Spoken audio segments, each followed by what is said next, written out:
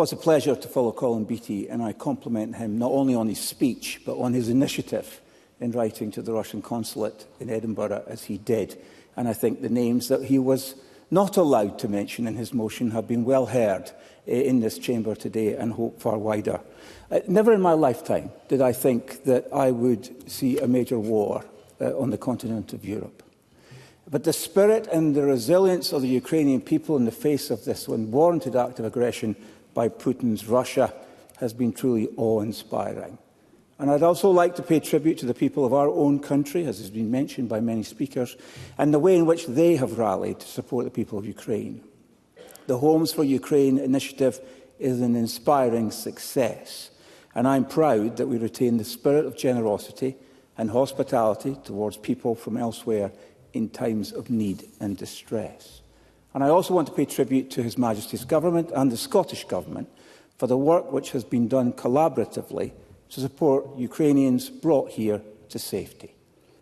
And as has already been mentioned, I am proud that the United Kingdom has already committed the best part of £10 billion in direct military support, and that the British Armed Forces have given combat training to nearly 50,000 Ukrainian military personnel under Operation Interflex. The commitment made by the last Conservative government of providing Ukraine with at least £3 billion a year in military aid until at least 2030 has been maintained by the incoming Labour government, and we've provided Ukraine with an additional £5 billion of non-military support and a further £1 billion in humanitarian aid. Britain has been at the forefront of rallying support for Ukraine through diplomatic efforts, and specifically in proposing the imposition of economic sanctions against Russia.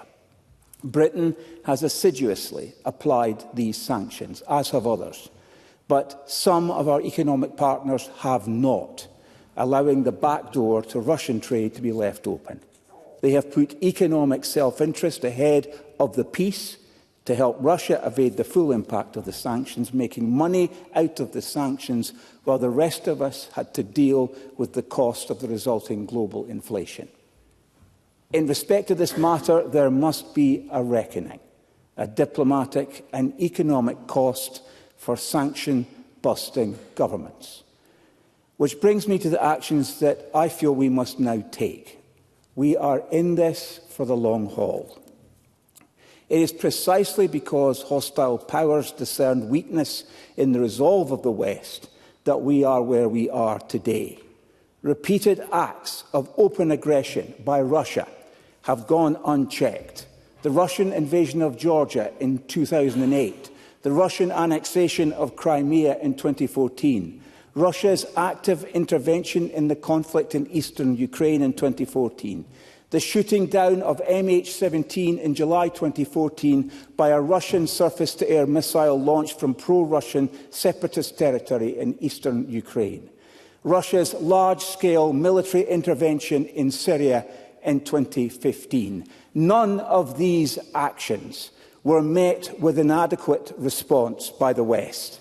In fact, what Putin clearly perceived was a lack of will on the part of the West to do anything. And then, in August 2021, there was the shambolic and shameful withdrawal from Afghanistan.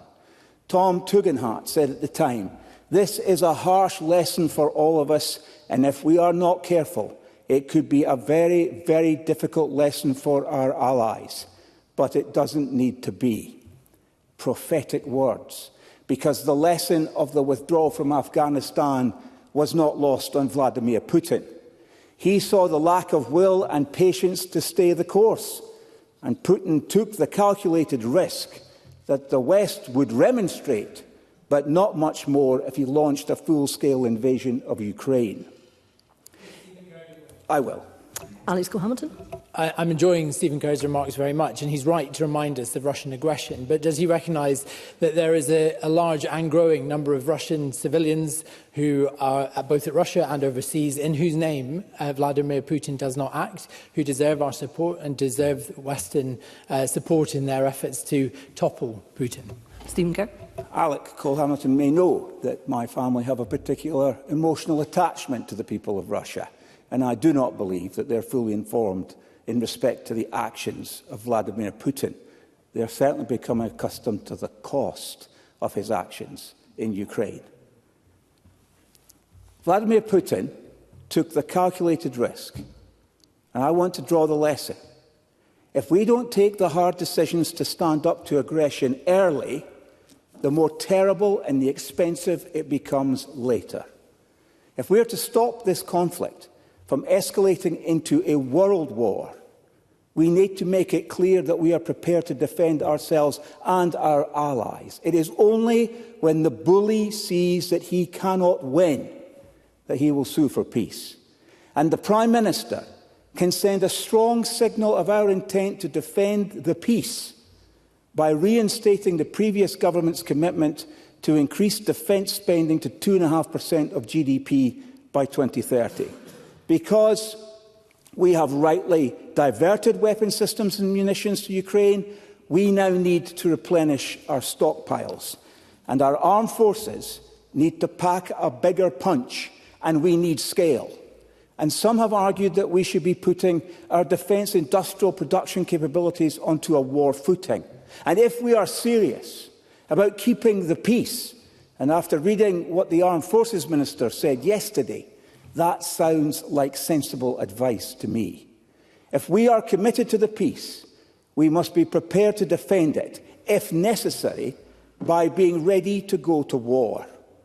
The message of this debate is that we, Britain, Ukraine's allies, will continue to stand by Ukraine by doing everything in our power to enable the Ukrainians to resist and repel the Russian aggression. If we don't do what is necessary now, we are heading into an abyss.